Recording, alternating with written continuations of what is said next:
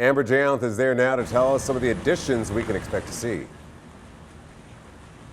That's right. We're told one of the big changes is just making Newport on the Levee more accessible. So the GM tells us that this area that you see right here, the barricades, this is going to become a new entrance that will bring drivers right into the garage. And the GM says that this is just one of several changes that you're going to see.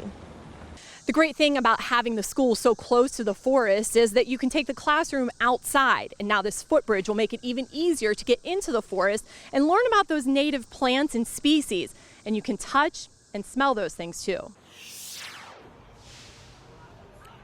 Some people are disgusted while others are in tears as they hang more balloons, write more signs, and lay candles down for another life taken too soon. This time for a woman who was in the wrong place at the wrong time.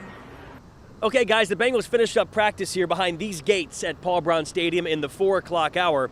And after they finished up on the practice fields and started working their way back across the street towards Paul Brown Stadium, Joe Mixon saw our TV camera on the other side of the street.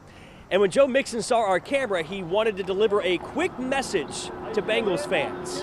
What's up, y'all? Hey, we locked in. Who they?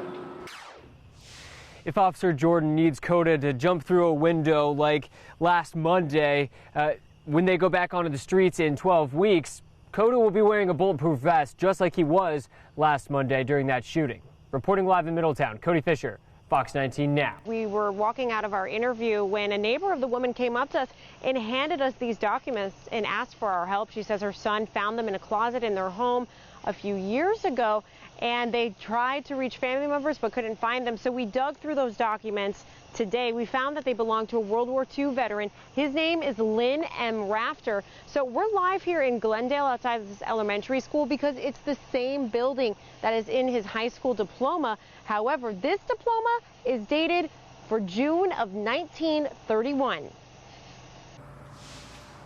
That's right, and that crowd is continuing to grow 2 years later after Gabby was hit and killed trying to cross the street to get to her bus stop. Now they're rallying, asking drivers to slow down.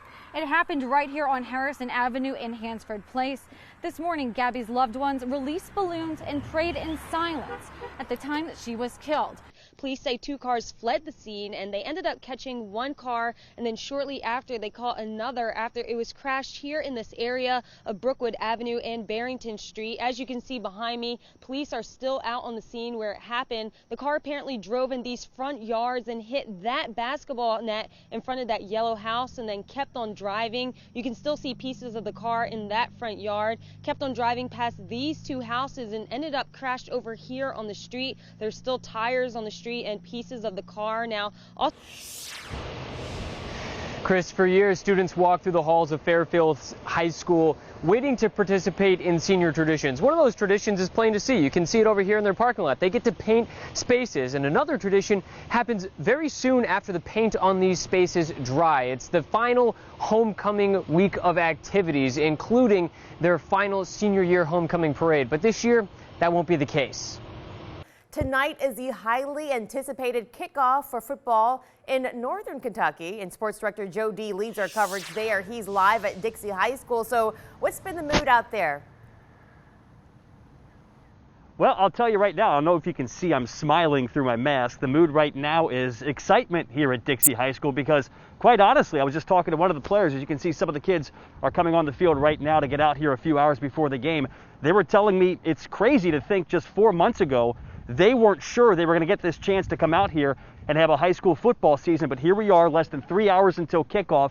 Kentucky is finally having their opening night for high school football playoffs, so for high school football season, so I'm sure everybody involved is excited here. Now, some of the things you notice right when you get here is when you come to the gate, you can see these hand sanitizing stations. I counted 6 of these throughout the stadium, so when people do arrive for the game tonight, whether they're on the field or they're going to the stands, they're going to see these hand sanitizing stations all over the field. Also, we're seeing these dots, not just here in Kentucky. We saw these in Ohio, saw these in Indiana, so when players aren't on the field, they're standing on these dots, trying to stay distanced the best they can when they're not out there on the field. The other thing that's different, I didn't see this in Indiana or Ohio, they're having anybody who comes tonight fill out what is a COVID-19 questionnaire. You can see it. I'm sure we've seen these at other places, and you've seen them from places you've gone to, where I'd ask you questions about how you're feeling, if you know anybody who's been exposed to the virus or has tested positive, to make sure you check that off before you come in tonight. This place holds 3,200 fans. They're only going to have 370 here tonight for the opening game. And Amber, this is a big rivalry. It's Cov-Cat, defending state champion, here against Dixie tonight, and only 370 fans are allowed inside. So at least they're getting the kids back on the field, even if the crowd won't be big for the season opener here tonight. Right down there, sitting on the bench. Hey, there's Dave Brossett, the head coach of Dixie High School. He's excited tonight. We're going to talk to him in just a little bit. We'll bring you that interview with how excited he is, Amber, coming up at 5 o'clock. I can Back see to the you. smile in your eyes, even though I can't see it in the mask.